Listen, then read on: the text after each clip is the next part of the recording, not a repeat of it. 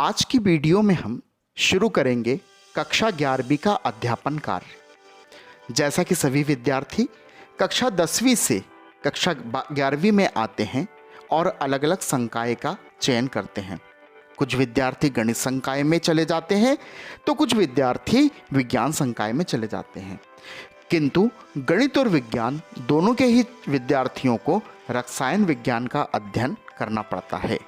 10वीं कक्षा में एक ही बुक में फिजिक्स, केमिस्ट्री और बायो तीनों दिए जाते हैं, किंतु कक्षा 11वीं और 12वीं में इन तीनों विषयों का अलग अलग अध्ययन किया जाता है। आज हम बात करते हैं कक्षा 11वीं के अध्याय 1 या इकाई 1 की, जिसका नाम है रसायन विज्ञान की कुछ मूलभूत अवधारणाएं या बेसिक कंसेप्ट ऑफ केमिस्ट्री। जब हम किसी भी विषय को पढ़ते हैं तो उसके बेसिक कंसेप्ट या बेसिक नॉलेज का होना अनिवार्य होता है। अब सबसे पहली बात आती है, यहाँ एक शब्द आता है विज्ञान।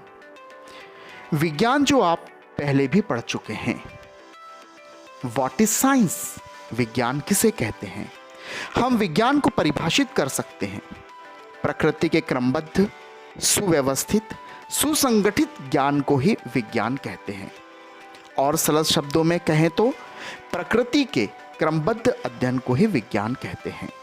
Science is the continuous study of nature, ये होता है विज्ञान। अब विज्ञान की बहुत सारी शाखाएं होती हैं, जैसे रसायन विज्ञान, भौतिक विज्ञान, जीव विज्ञान।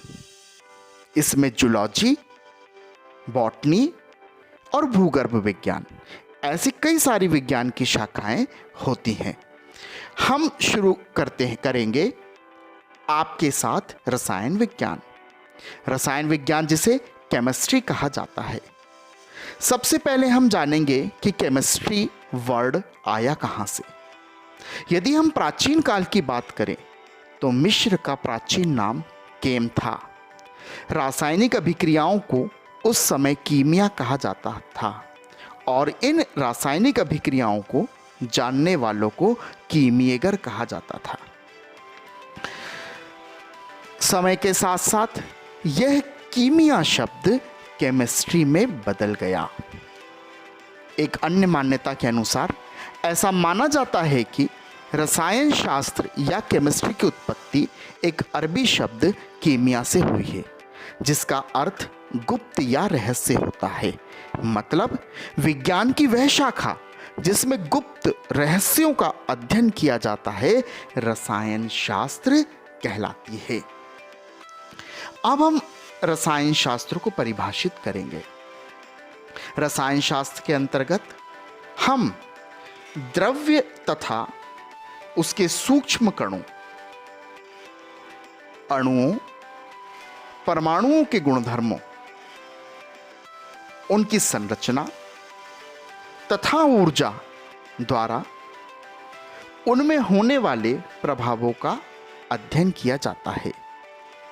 यह रसायन शास्त्र कहलाता है।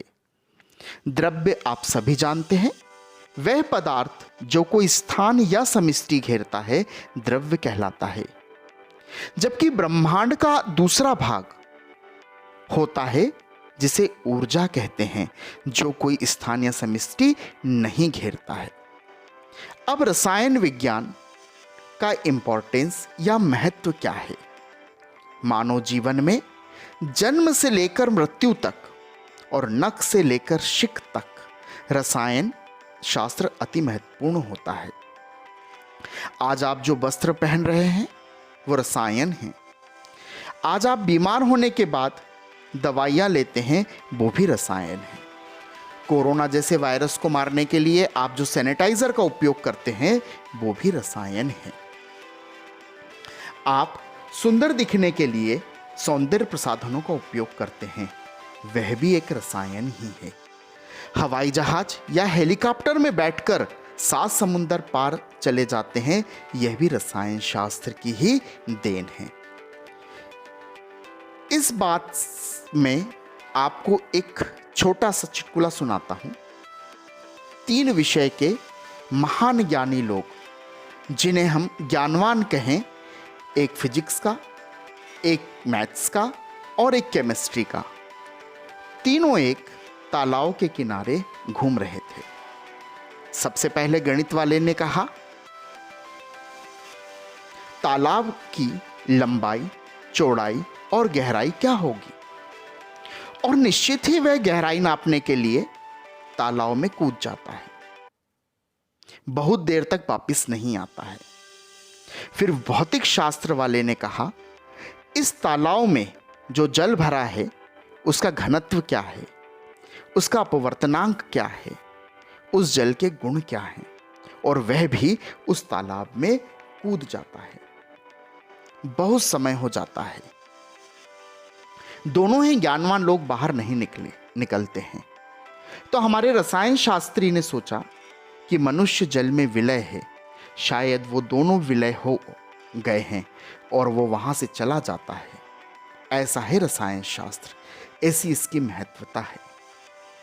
रसायन शास्त्र की महत्वता स्वास्थ्य रक्षा के क्षेत्र में, औद्योगिक क्षेत्र में, कृषि में, खाद्य पदार्थों में, वस्त्र निर्माण में, भवन निर्माण में, धातु तथा मिश्र धातुओं के निर्माण में, प्लास्टिक तथा कांच के निर्माण में, ईंधन के निर्माण में, सौंदर्य प्रसाधन बनाने में, रंग पेंट बनाने में, अंतरिक्ष अभियान में, युद्ध काल में और कई सेक्टरों में, कई क्षेत्रों में जहां हम रसायन शास्त्र का उपयोग करते हैं।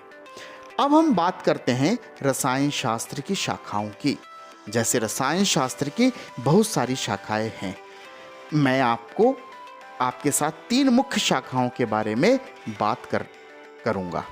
फिजिकल केमिस्ट्री, इसको भौतिक रसायन कहते हैं। दूसरा इनऑर्गेनिक केमिस्ट्री, जिसे अकार्बनिक रसायन कहते हैं। और तीसरा ऑर्गेनिक केमिस्ट्री, जिसे कार्बनिक रसायन कहते हैं।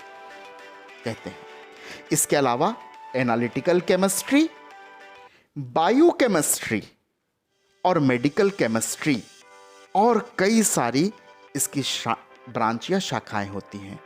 तो मैंने आज के वीडियो में आपको रसायन शास्त्र क्या है, रसायन शास्त्र की कितनी शाखाएं हैं, रसायन शास्त्र का क्या महत्व है और रसायन शास्त्र क्यों पढ़ाया जाना चाहिए, इसे बताया।